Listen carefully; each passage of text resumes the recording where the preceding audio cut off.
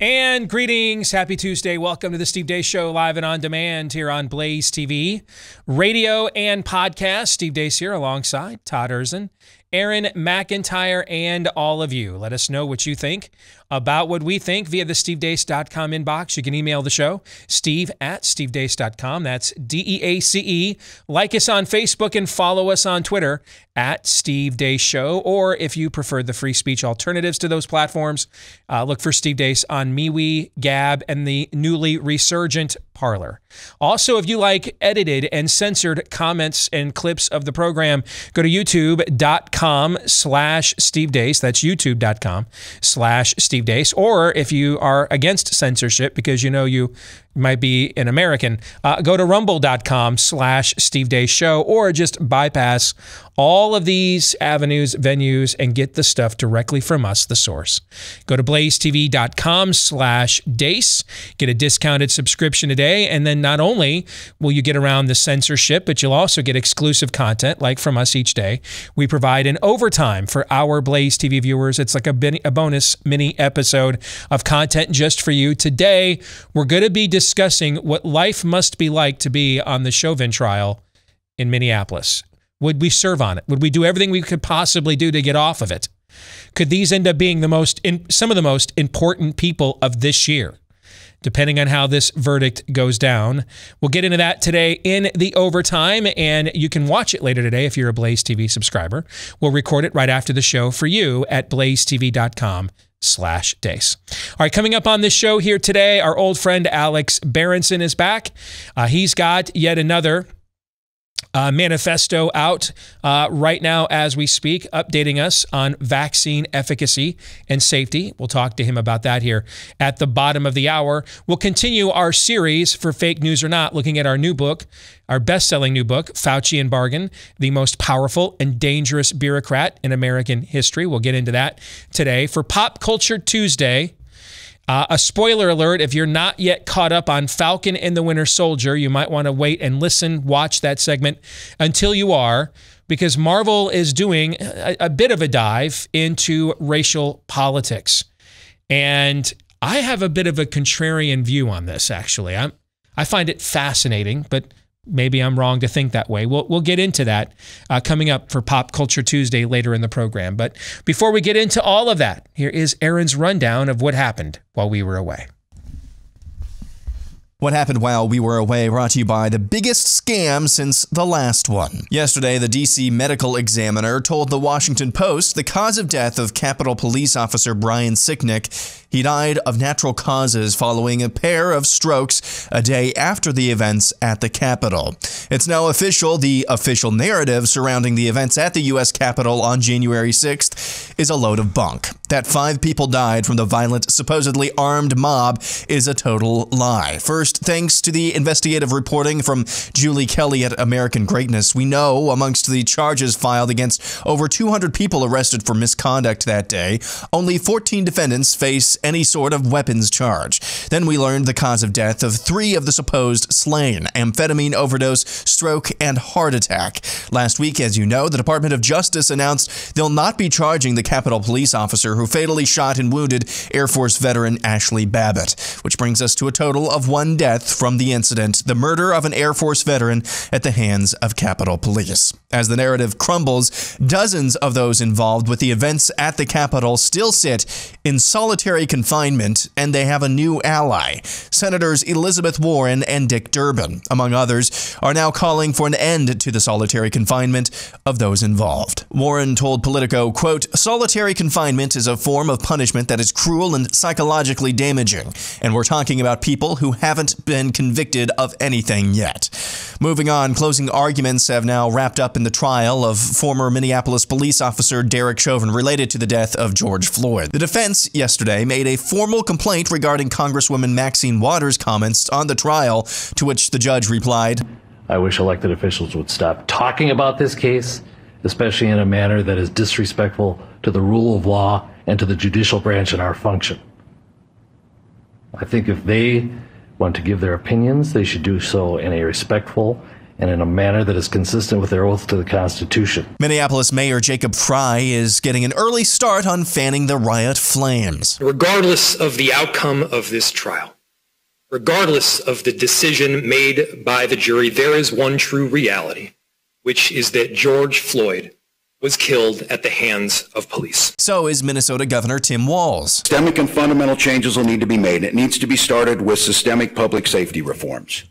Some very simple truths that I think we can all agree on, and let's work from there.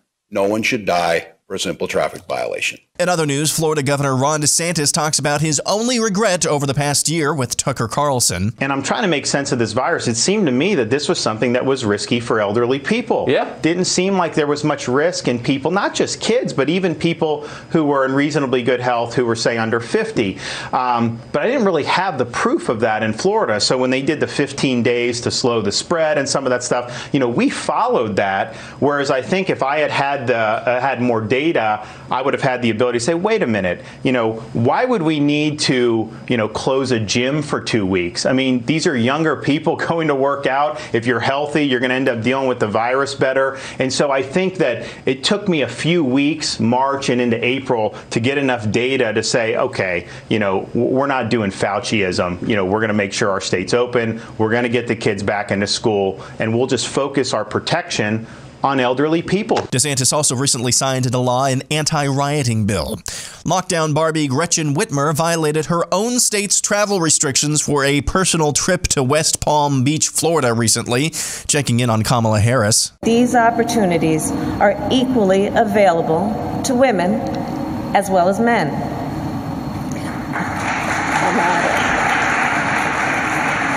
Because there's an interesting fact, in case you didn't know. Hard hats are actually unisex. Everybody's laughing. We are laughing. And finally, Daily Defiance, where the star is you and the story is taking back your country. We'll begin our journey in the conservative Valhalla known as southeastern Pennsylvania, where one of our listeners named Megan was minding her own business, shopping at Aldi, when this mask hole showed up. You don't need a mask. I'm just asking you. You don't think you need a mask? I'm sorry, what was that? No, we have a security problem. This man's harassing me, and it's problematic. He does not have any right to harass me. I don't know if it's your thing to harass women, sir, but it's not okay. Megan also went to Costco later that day without a mask and got kicked out, so you probably don't want to cross her. Also, here's John in D.C. right in front of the Capitol, where they still have an outdoor mask mandate, and Marvy from the People's Republic of California, who had the unmitigated gall to walk around Karen Central, a.k.a. Target, with no mask. Thanks to everybody who emailed their submissions yesterday. If you'd like to submit your Daily Defiance for the montage, tweet me at DaceProducer or using the hashtag Daily Defiance, or you can email this new address, dailydefiance1776@gmail.com. And that's what happened while we were away. Looks like you got more emails than you thought, so you had to create a new one. Is that what happened? I didn't say that out loud. No, I did, though. That's a good thing, though. It is. It's a very good thing. You sent out the call, and there's plenty of people that want to shout your defiance out there to the rest of America. So thank you all for that. Aaron's montage brought to you by Home Title Lock. You know, we've been warning you for a while now about home title theft. This is where cyber thieves remove you from your home's title, and then they become the owner. We've been telling you that's why you want to get Home Title Lock, because it might be coming your way. Well, if you're on Facebook, beware. They just had a big data breach, 500 million accounts. Is that a lot? I think that's a lot. 500 million accounts now exposed to cyber thieves who have everything they need in order to go after your home, your name, address, personal information. It's now out there, and the thieves can forge your signature on a quick claim deed stating you have sold your home to them, because our home titles are kept online for most of us these days, and then they stick you with the debt, or maybe even the foreclosure and eviction. So do what we've been urging you to do. Get protection from our friends at Home Title Lock. First of all, go to HometitleLock.com. Register your address to see if you're already a victim. And then while you're there, get 30 free days of protection during this high-risk breach. Again, HometitleLock.com. Use the promo code RADIO. Promo code RADIO and get 30 free days of protection during this high-risk breach at HometitleLock.com. All right, let's get to the rest of what is in Aaron's montage. And Is there a Republican Party in Michigan? I believe, wasn't it about this time last year we had the House Speaker? Yes. Yeah. And I'm trying to remember. I don't remember his name, but I seem to recall, nice looking young man, right? Yeah. Didn't look like he was much older than Aaron, maybe in his mid-30s. Right. And articulate. Yeah. Obviously, if you're the Speaker of the House of a major state like Michigan, at that age, you've got ambitions, right? You've got some gifts. One would think. Hope. One would think. So where's he at? Should be a household name today.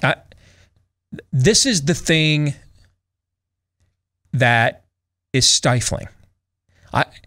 I remember when Ted Cruz was emerging as a rookie freshman phenom force in the Senate. And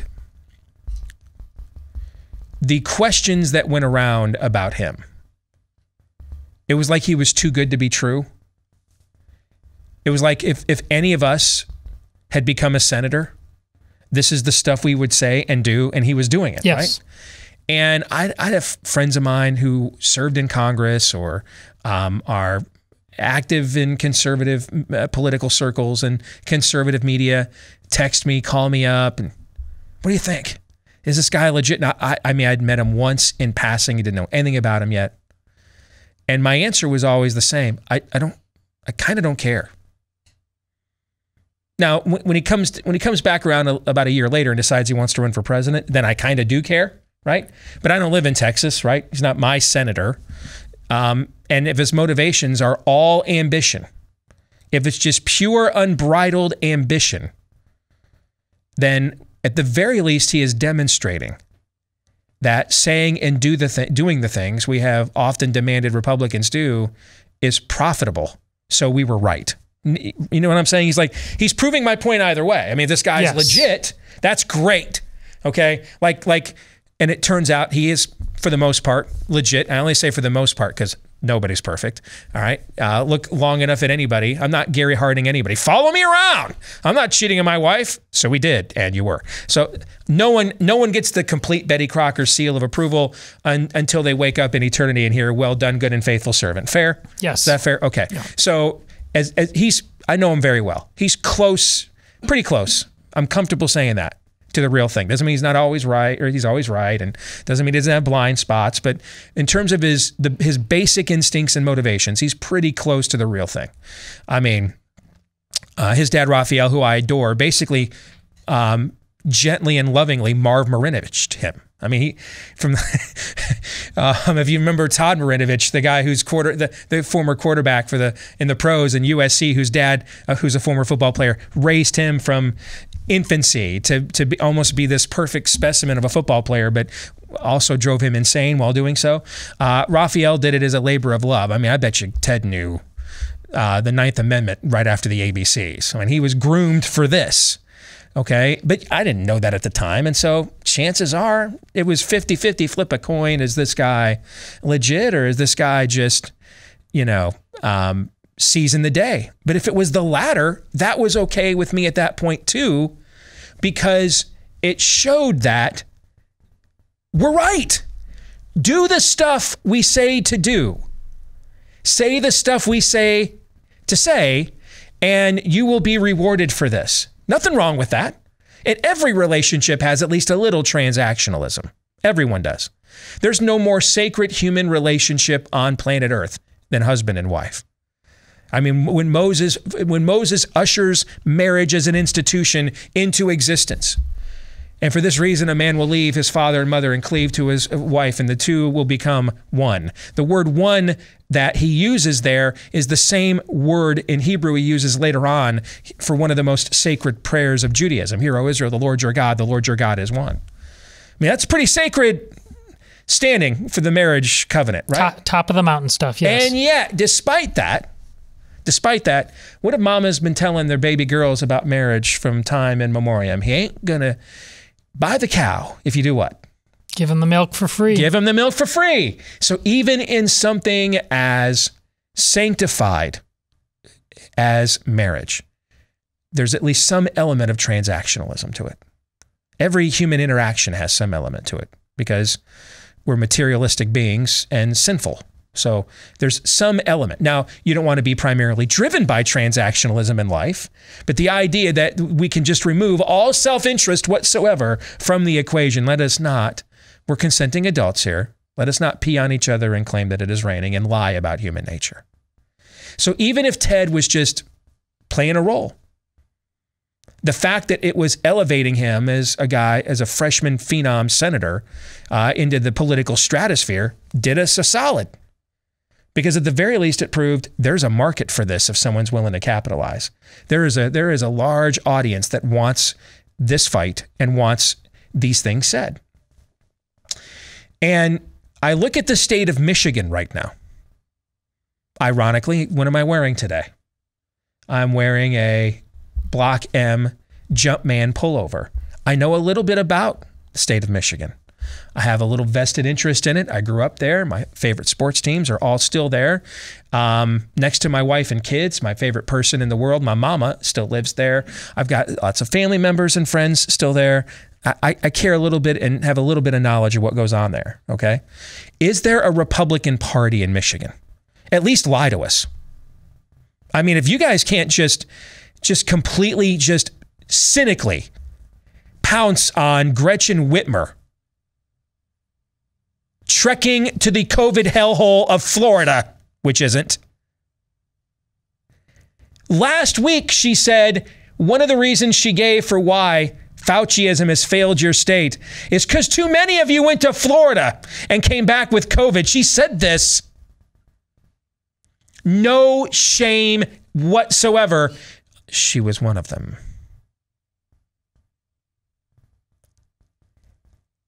At this point, if you won't just lie to us cynically, Michigan Republican Party.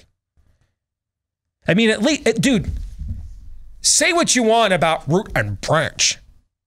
But in the end, man, he didn't earn the name Cocaine Mitch for nothing. Know what I'm saying, G? It takes a certain figure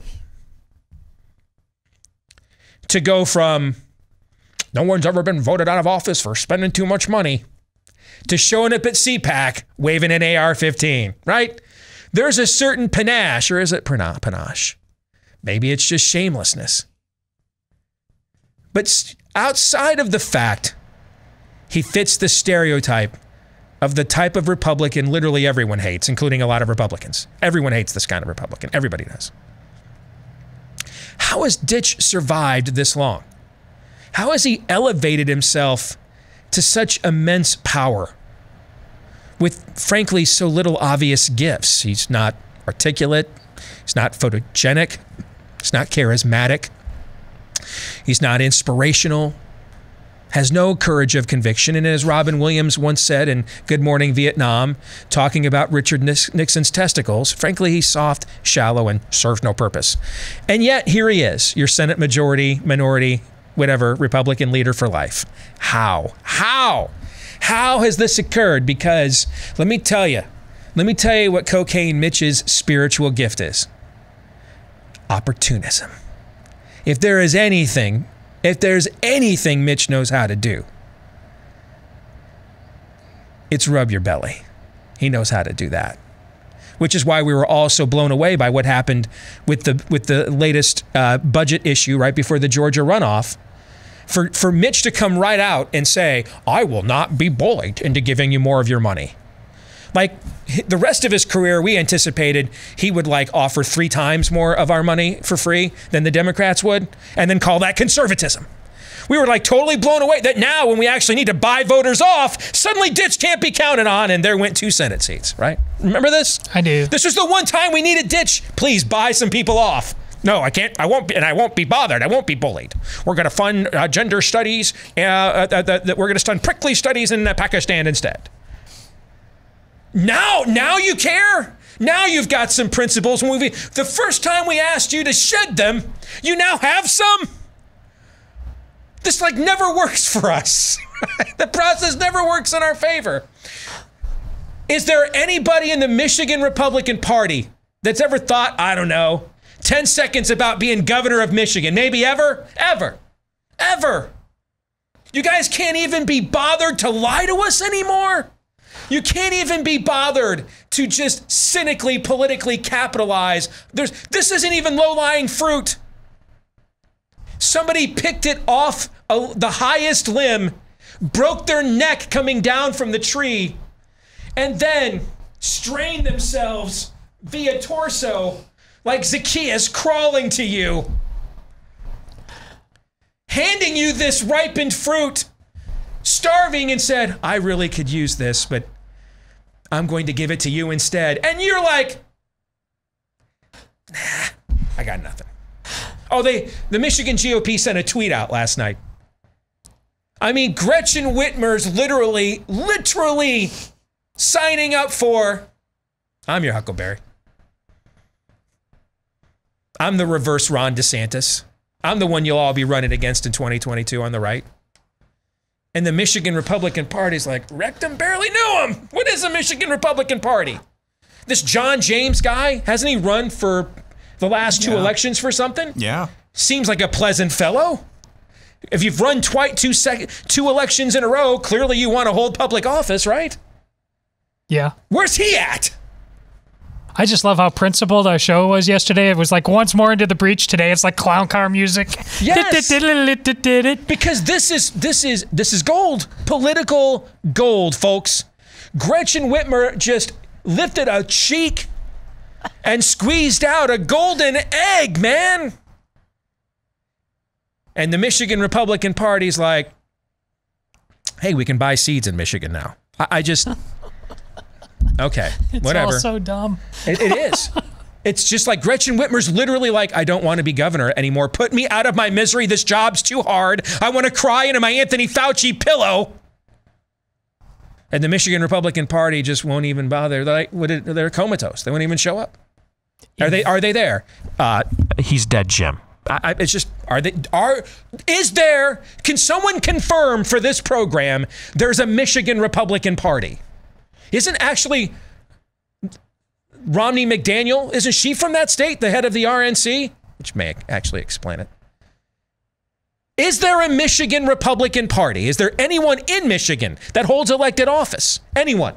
Anyone that's thought for 3 seconds, a nanosecond, I could be governor one day. I could do that. Anybody, any Fredos in the audience? I can do things. I'm smart. Anybody, for 3 seconds, here's your chance. Step into the void, the breach. Exploit it. We're begging you to please exploit us.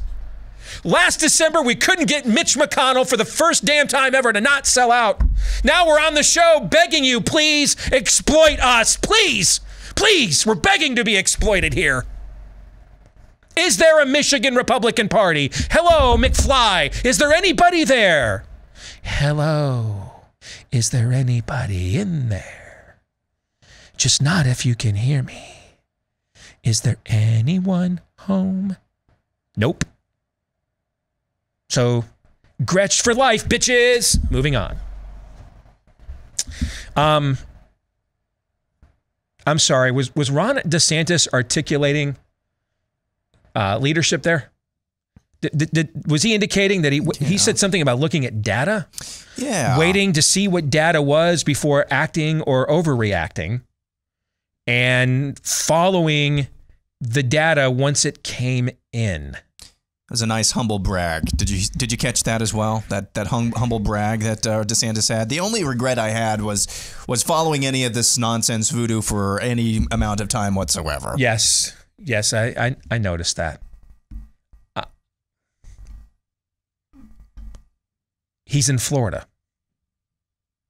You know, where the average margin of victory in the last half a century of presidential elections been 2.5 points. I think he won his election by like less than 50,000 votes, didn't he? It was close. Ago? Yeah. He's in Florida, guys. He's in Florida. He's in Florida, man. Just going Danny DeVito, One Flew Over the Cuckoo's Nest every day. Hit me. He's just like going all in every day. Just all in on everything. I'm all in. I'm just all in. Just pushing my chips in. I don't care. I'm all in every day. Come at me. It's like, Governor, I want that smoke. That's who he is. And he's in the most expensive, contested swing state in the country, full of numerous major markets, 2 or 3 different cultures.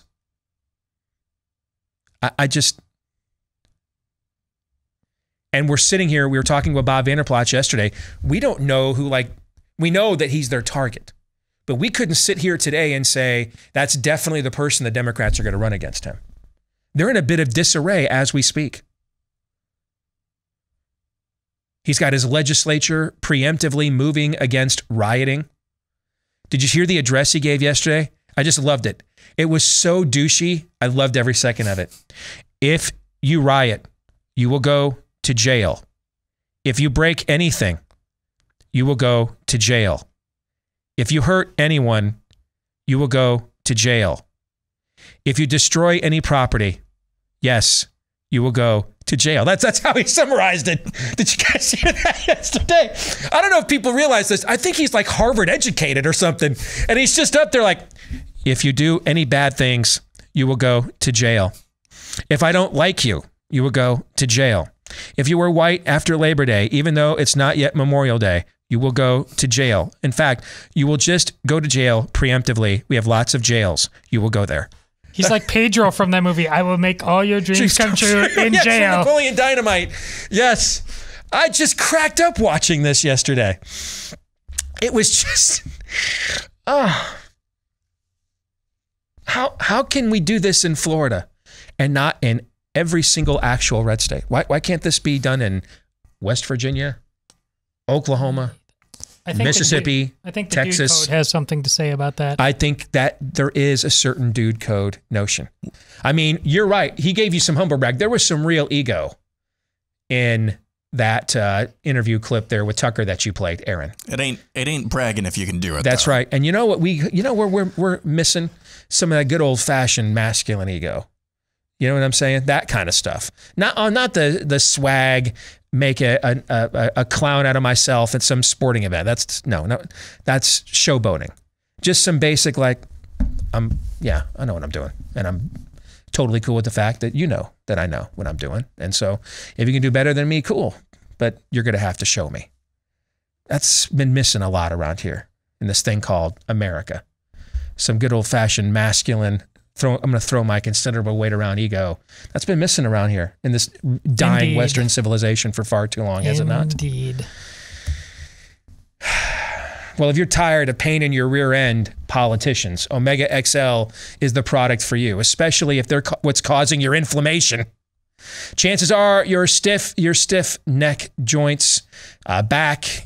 For me, it's the left hip flexor, shoulder, whatever the case may be, whatever's causing those aches and pains. Hey, if you've got a real injury, make sure you go get it medically treated. But if you're dealing with the chronic variety, chances are inflammation is the cause. And you could use those pain relievers and topical rubs, and they will help you treat the symptoms. But there's a reason why you got to keep using them over and over again. They don't actually treat what's causing it, and that's the inflammation. And if you don't deal with that, it could cause something more serious later on down the line. Thankfully, you've got a great product that will do just that for you.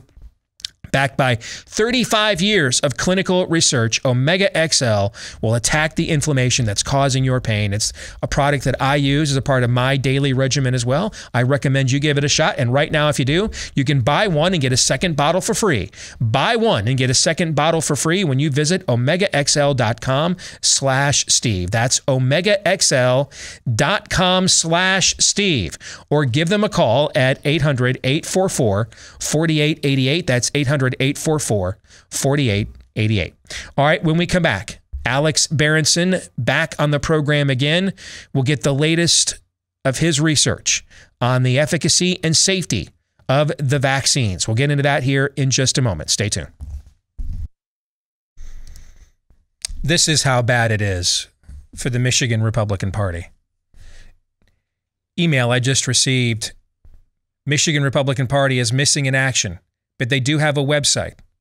Maybe it's just a front, LOL. That is from Elizabeth, who identifies as a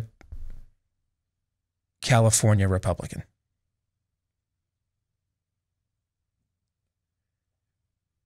The Michigan Republican Party is so bad, so pathetic. You're now getting trolled, and rightfully so, I might add, by California Republicans. Time for the Steve Carell.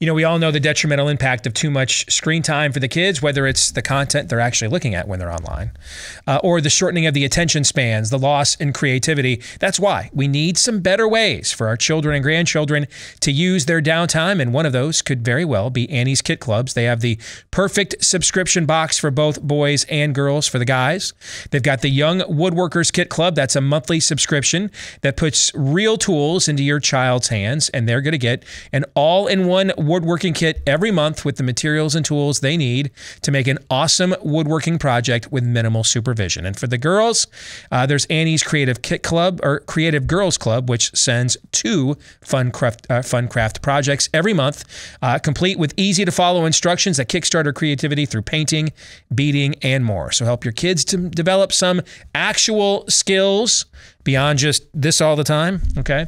And new crafting techniques and real-world skills that will help them, maybe make a living one day while also expressing their creativity. Makes a great gift. Go to annieskitclubs.com/Steve. Save 75% off your first shipment at annieskitclubs.com/Steve.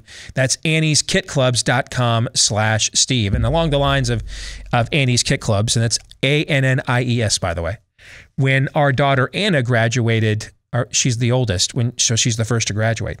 When she graduated, it was 2 years ago now. And she was homeschooled all the way through. So we did a homeschool graduation with a lot of other homeschool families around the state. And I can't tell you, it was several young men who came up to me that either knew Anna or I had taught them in the homeschool co-op in the Worldview course. And they told me that their plans were, I don't make it look like it was all the guys, but it was more than one. It was several of these guys. Their plans were to make a career out of YouTube. Now Aaron's doing the Steve Carell gif. And hey, I hate to be the guy that's the kid born to the 15-year-old mom, got kicked out of college for not attending a class, and now I'm sitting here on one of the largest platforms in America doing a daily show. But understand, it was a broken road to get here, folks. It was a lot of jobs at Manpower, the temp agency, not the gay bar. It was mail rooms, slotting at Blue Cross Blue Shield. Know what I'm saying? Like it took a lot of stops and starts and mistakes to get to this place. I kind of think y'all might need more of a backup. Aaron, am I wrong? Is that like a generational thing with you guys? Unfortunately, I mean, I know people my age who want to apparently do this as a side project. I mean, as kind of a side project working towards full-time employment. We had these conversations a couple of years ago, back when we had the luxury of debating video games and whatnot. Mm-hmm. Yeah, it's a generational thing, and it's not a good thing, I don't think. It's time to cue the reverse pager on that one. You cannot make all your dreams come true. All right, we are efforting Alex Berenson. In the meantime, there was another aspect of Aaron's montage we need to talk about, and I think maybe in a more similar vein, or I'm sorry, more serious vein.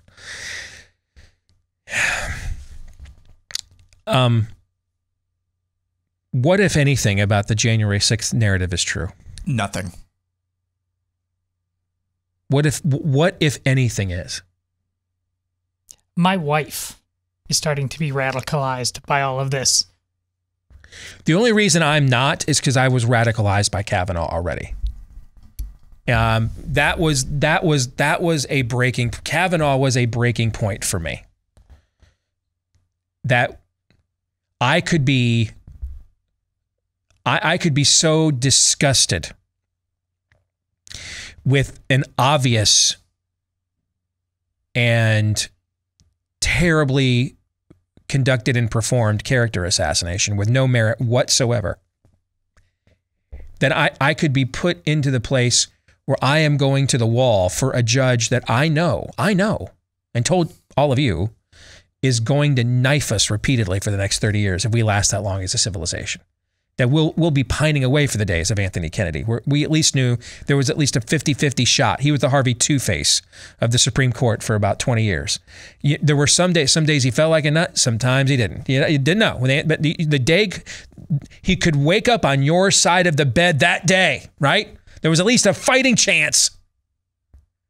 This guy, no. Almost no chance on most issues.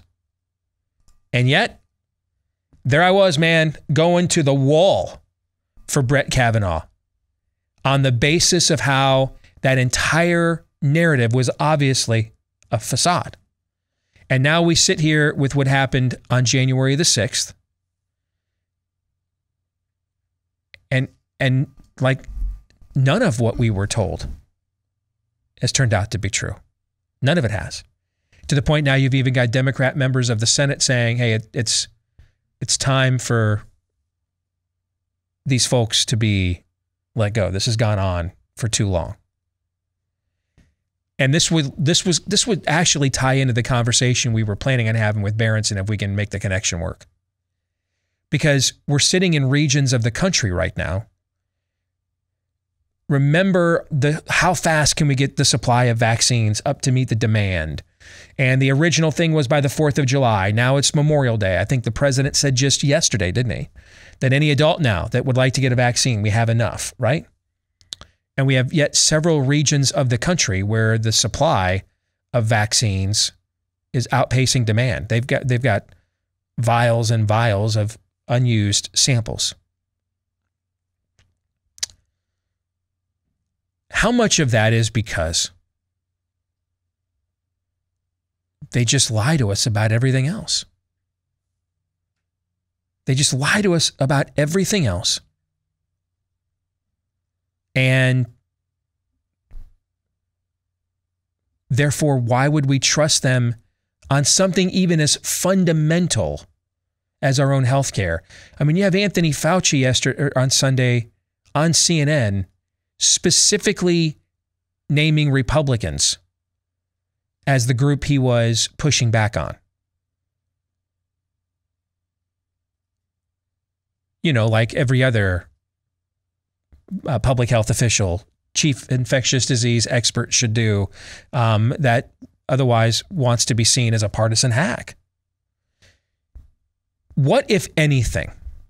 So the first impeachment was because of a Ukrainian phone call. The narrative was that was a Ukrainian phone call in which the president demanded a quid pro quo of dirt on the Bidens in exchange for continued foreign aid to the Ukraine, correct? Mm-hmm. And then we found out after that deed was done that actually the Department of Justice had known for months and months and months that there was a laptop out there that previously belonged to Hunter Biden, which at least provided prima facie evidence of the kind of wrongdoing that Trump was being impeached for allegedly trying to dig up, right? Yes. So the first impeachment, that narrative just completely blown asunder, just gone. The death of Officer Sicknick is specifically mentioned in the second impeachment as something that Trump and his comments were responsible for. Correct. Now that narrative has completely blown up. Point of order. Have there been consequences for any of these narratives? I believe Julie Swetnick is still somewhere marauding throughout, tiptoeing through the tulips of America, despite going on national television and accusing Brett Kavanaugh of being part of a marauding band of Georgetown gang rapists in 1982. Yes. Until you bloody the bully's nose, yes, they don't stop. I agree. My view on sexual assault is very simple. Rape should be a capital crime. And if you make a false allegation, that is at least 10 years in prison. Everybody on each side of the equation should be sent a message of how serious of an infraction against both the individual who's the victim, but then society writ large when you politicize or make false allegations of such a serious charge. Everybody on both sides of that ought to know going in. This is not to be trifled with. We're not being frivolous about this. And if you are, you will pay for it. But is it surprising that there's a poll out yesterday. Anthony Fauci's approval amongst Biden voters, 85%. His approval amongst 2020 Trump voters, 14%. Now let's stop and think for a second. How did most voters, Trump or Biden, first hear of Anthony Fauci? Who gave him a platform?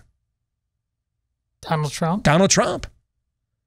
Who knighted Anthony Fauci at this time last year? Who was nomine patre, peace be upon him, whatever religious viewpoint you want to come from, who bestowed this grandeur and beatification upon Anthony Fauci to the rest of the country? Who did this The originally? Republican president of the United States. Yeah, Donald Trump did. And now it's his own voters a year later that only 14% of them approve of the guy, trust the guy. So this isn't a case of, well, they were skeptical from the beginning, or Trump was skeptical from the beginning, and his cult-like base just changed whatever viewpoints they had in order to align with Cheeto Jesus Saves. No. This skepticism actually grew in spite of the standing he was offered by Trump within Trump's own voting bloc. We saw this play out last year. Our show, depending on which metric of growth you look at, whether it's a Pluto TV or iTunes or BlazeTV, we grew 200 to 300% last year. Our show did.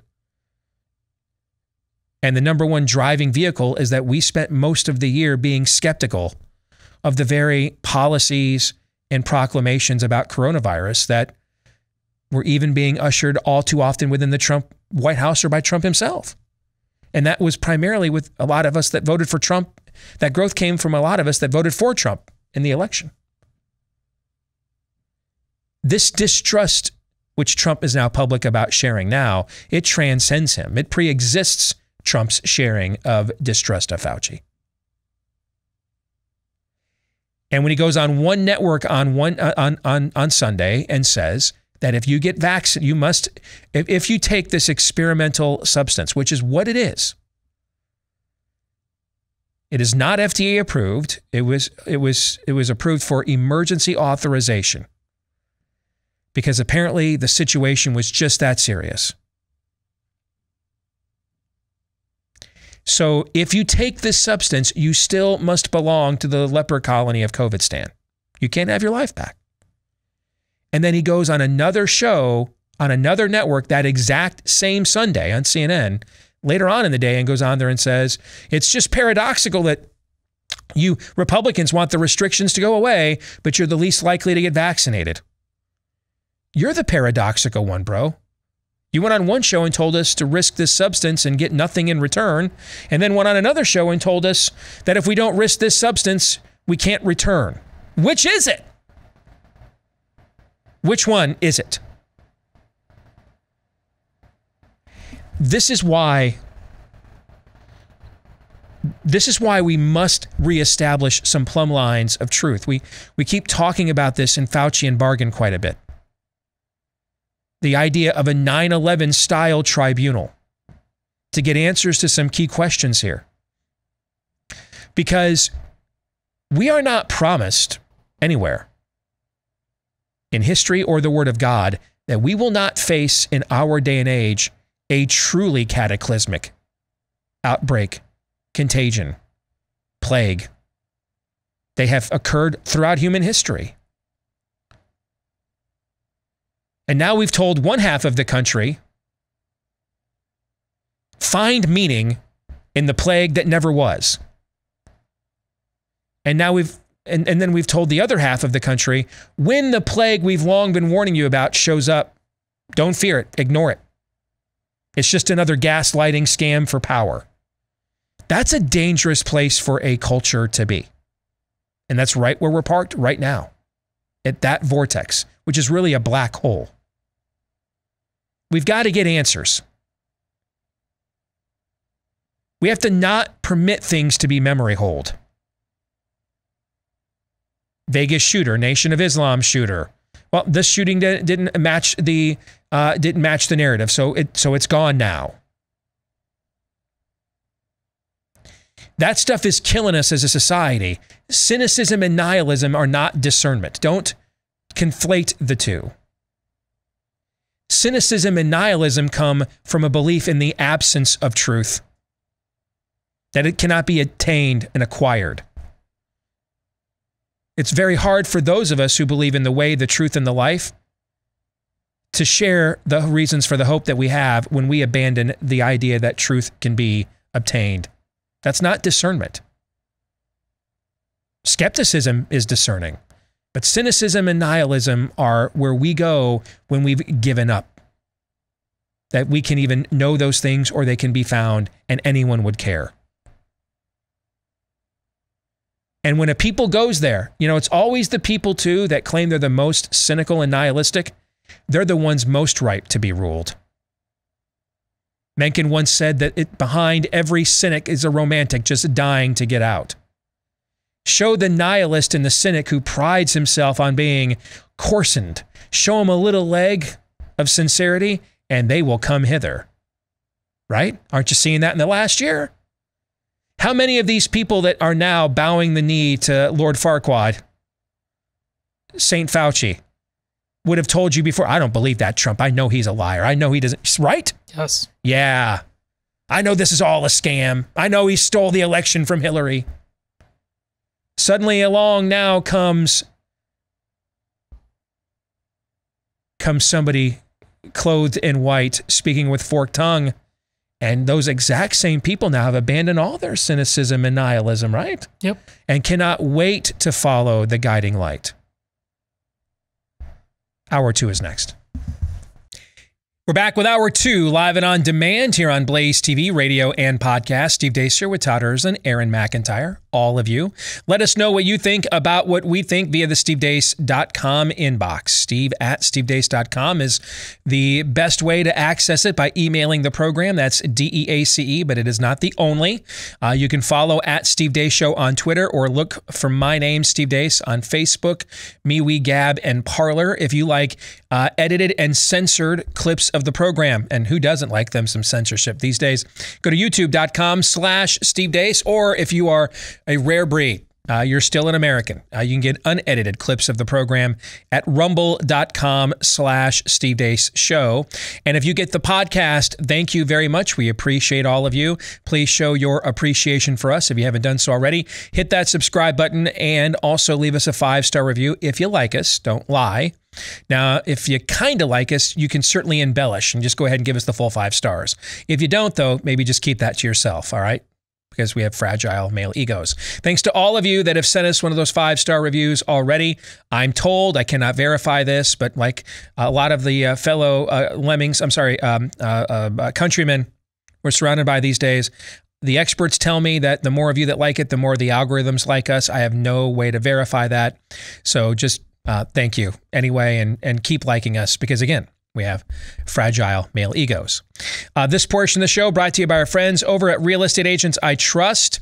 You know, trying to sell your home in any environment can be challenging, but especially in these unprecedented times. Bing. There you go. I've mentioned before our real estate agent, Scott, who helped us with our last move 15 years ago. We were selling our old house and moving into the new one where we ended up raising our kids at the same time. It was highly stressful. Couldn't have done it without him. And of course, like the great American he is, Scott found out that one of his old clients had a #1 best-selling book and sent me a text this morning. Hey, you guys planning on moving on up? Need an agent? I said, dude, I'm too lazy to do that again. All right. But maybe you are not. Or you're thinking, I live in like Minnesota, California. I got to get the H-double hockey sticks out of here. Whatever the case may be, we can find you an agent with a verified, validated track record of success just about anywhere in America at realestateagentsitrust.com. The name kind of says it all. Check out the website, realestateagentsitrust.com. We'll get into some Pop Culture Tuesday here at the bottom of the hour. Marvel and its new hit show, The Falcon and the Winter Soldier, delving in to racial politics. And I am actually fascinated by the approach that they're taking. So we'll get into that with Pop Culture Tuesday at the bottom of the hour. But let's get to fake news or not. And this week, the efforting has been successful. We're joined by our good friend, Alex Berenson. It's good to have you back with us, Alex. How are you?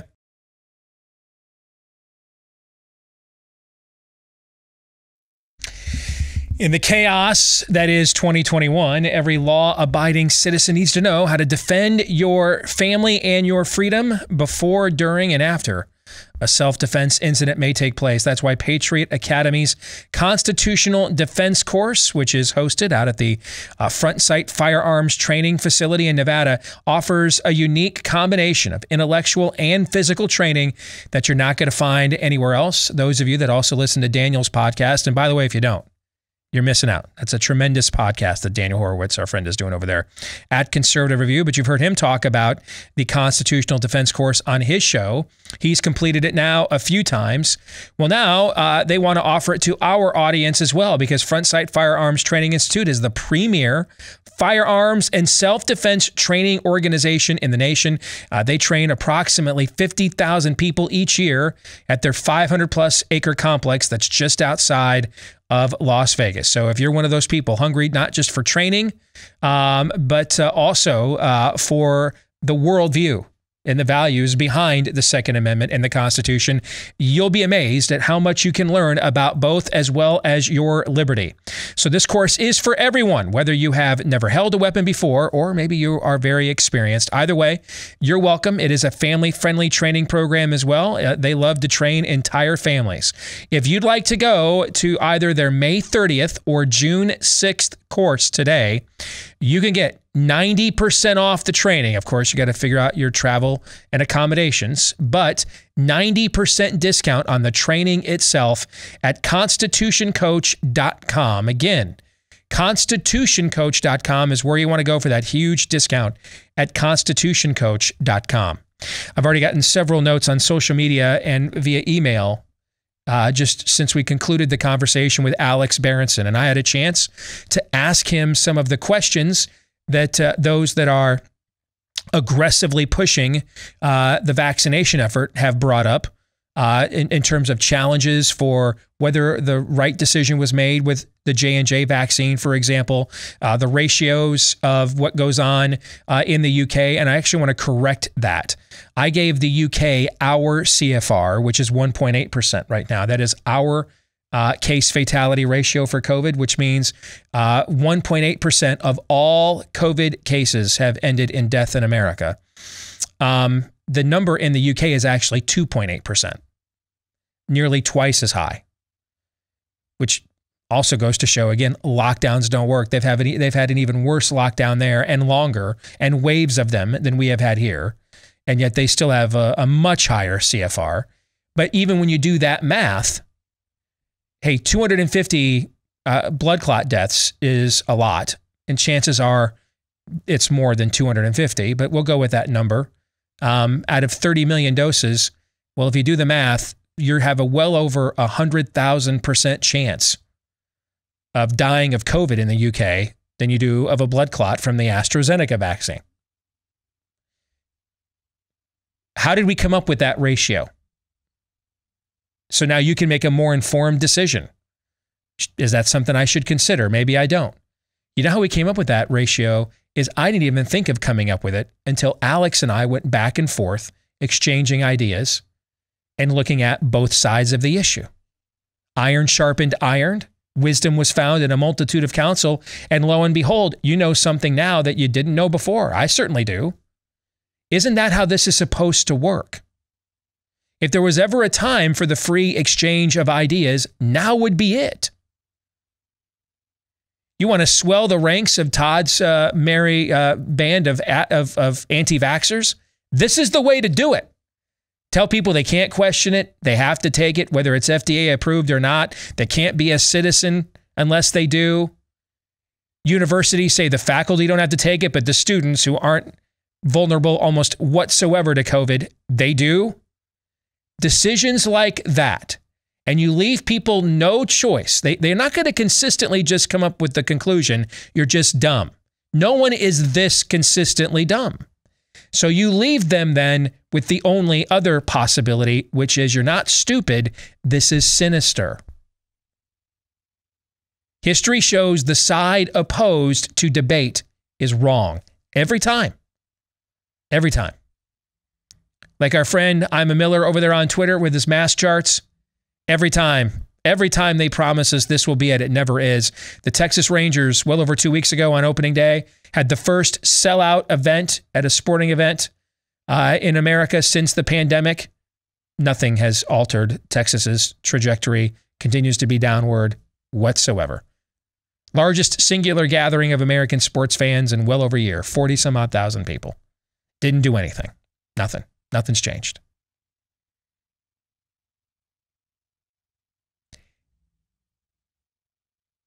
We need more of an exchange of ideas. It's okay for the truth to come out. Unless you're afraid of the truth, then it's not. Now, here's the truth. Coconut brownie chunk is coming back to Built Bar. This is the one that you tried, right? Yes. And how good was it? Excellent. It was excellent. Cookie dough coming back too. Limited time just means we all just keep buying too many of these. And so it takes them a few months to restock. All right. But if you want to take advantage of, I've got the mailer in my inbox, coconut brownie chunk, second greatest flavor of Built Bar ever next to the cookie dough. That is just one of numerous flavors that are absolutely delicious. All of them covered in real chocolate. It's the best tasting candy bar or protein bar you've ever had, the healthiest candy bar you've ever tried. And it's not even a candy bar, but it's going to taste like one. The texture, the flavor of one, and yet you look at the nutrition. I had a guy who sent me an email and said, man, I took this to my health nut friend who knows everything about this.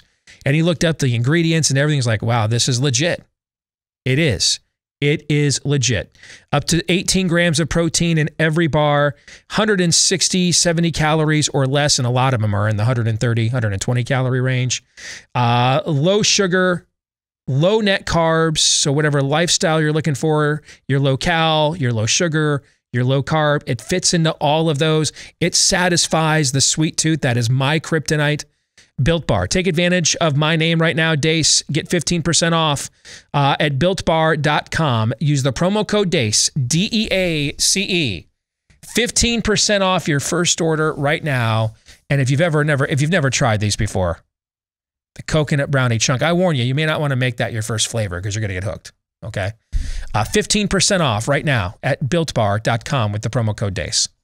All right, let's get into Pop Culture Tuesday. This is when we look at the intersection of pop culture and conservatism. Aaron, you've not watched like any of the Falcon and the Winter Soldier, right? Unfortunately, no. All right, so you can smoke them if you got them. Are you caught up now? I'm caught up. Okay.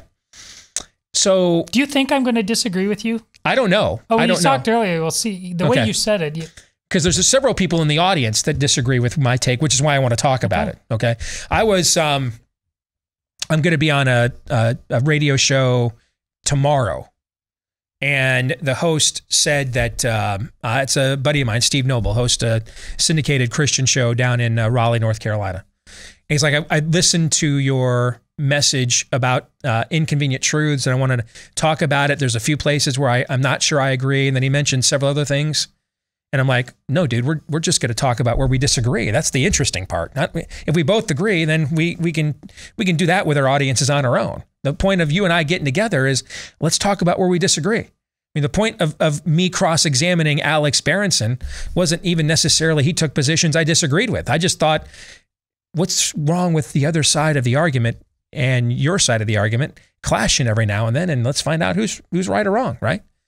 But no, there's several of you in our audience that are very, very leery to not happy with the direction of Falcon and the Winter Soldier. So, spoiler alert, if you haven't watched yet or you haven't caught up to the end of the season, which where the season is at, there's no way we can have this conversation without spoiling it for you.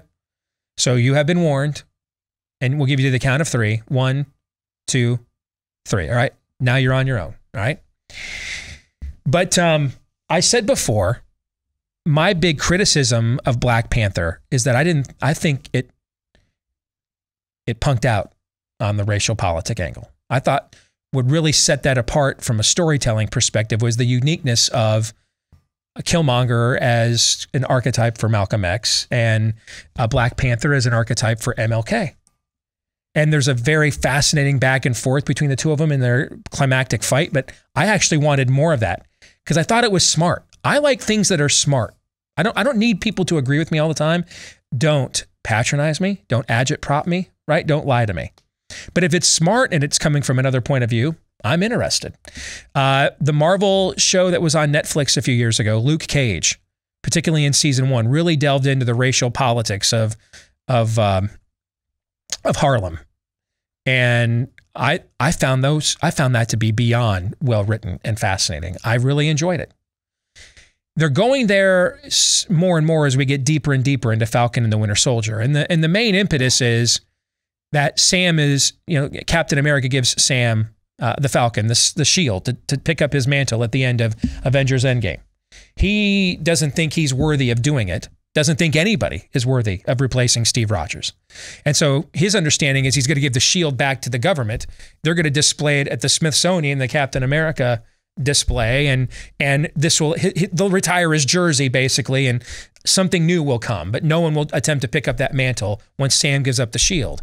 Instead, they've got a decorated U.S. Army Ranger that they decide is cut out of central casting to take his place, and becomes a whole thing. Did Sam make the right decision or not?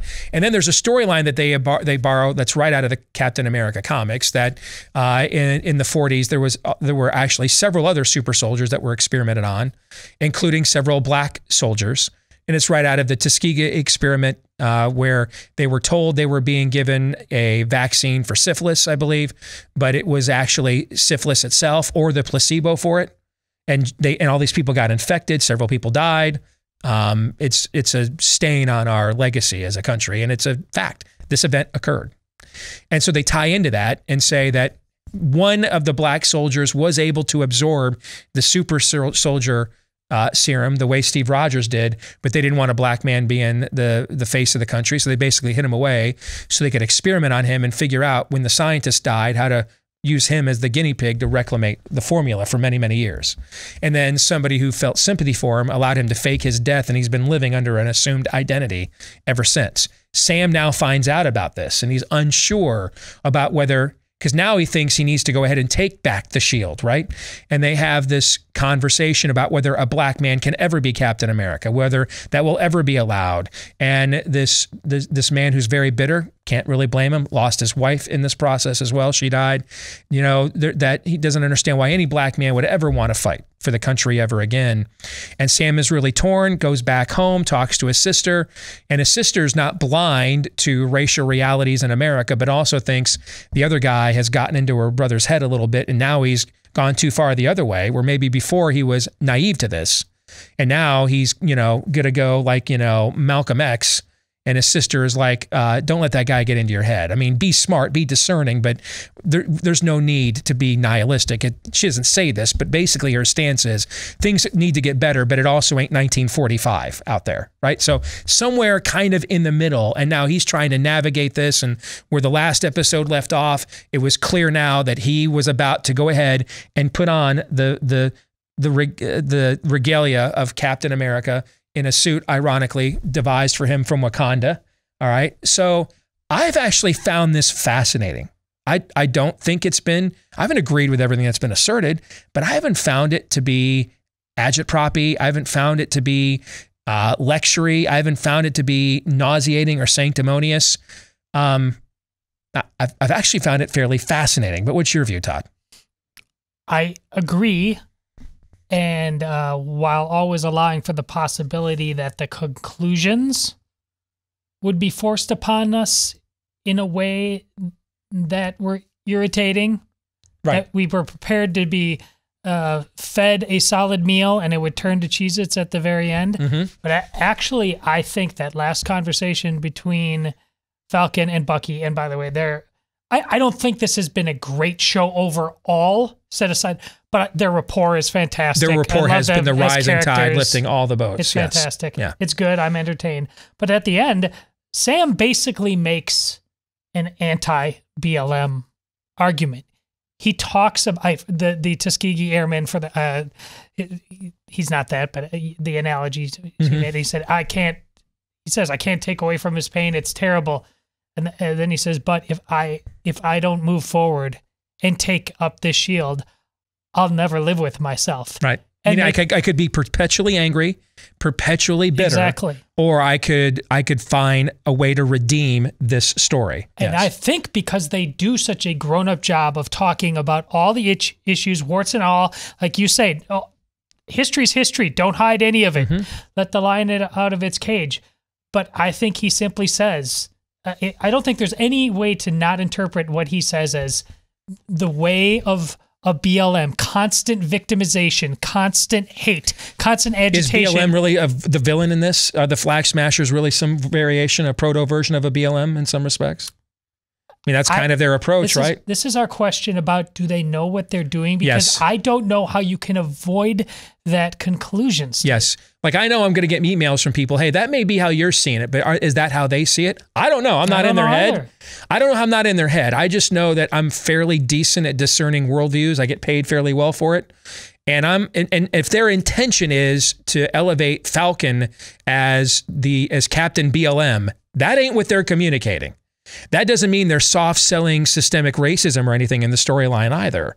But the solution they're coming to, now the final episode of the season is still to come, yes. and maybe that will, maybe that's where they'll pull the rug out from underneath us, right, or kick the chair out. But the solution they're offering to the realities of the day is actually a redemptive storyline. It is not just, we just continually just drain circle. This wasn't a Maxine Waters speech. In fact, he got the Maxine Waters speech, went back home to Louisiana, and his sister told him, that's dumb. Don't buy into that, you know? So she started the season telling her brother, hey, you may think because you saved the world from the Thanos snap that you're not black anymore, but that's not the way it works, right? That's how she started the season. Yes. And now at the end of the season, she's like, don't go too far the other way, or you're Captain BLM. Don't buy into the nihilism. I've kind of found this arc fascinating. Well, and it's picking up from one of your favorite movies in the whole process, The Winter Soldier. The balance, the tension between the competing forces. They're doing it again. I would urge you to watch it if you haven't yet. See if you come to the same conclusions. And again, we reserve the right to change our opinion next week if the final episode goes full, complete, total propagandist, right? That'll do it for today's program. We are back at it again tomorrow, noon to 2 Eastern, right after Glenn Beck here on Blaze TV. And until then, John 3:17.